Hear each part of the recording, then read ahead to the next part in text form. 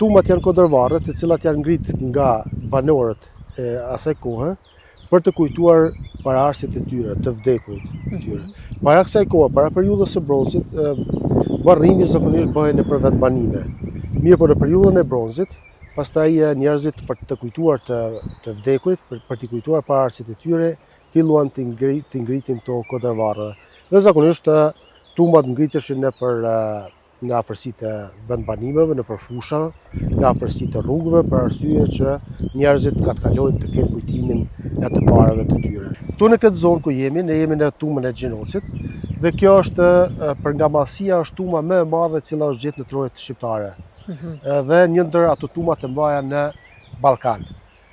Fatkeqësisht, kjo tumë ende nuk është gërmuar, dhe nuk e dim se sa varre përmban. Mirë, por duke pas parasysh madhësinë e saj, mund të supozojmë, kuptohet, domthonë kjo është një hipotezë, që këto mund të jetë varrosur ndonjë princ ose ndonjë mbret, duke pas parasysh që kemi mbretërit Dardanët, të cilët ishin edhe jashtëzakonisht shumë të njohur, dhe mund ndoshta edhe të jetë varrosur këto. Ose mund t'i ketë takuar një shtrese aristokratike, të cilët e ngretën këtë tumë. Gjithashtu ky rajon është shumë i pasur me varreza tumëlare.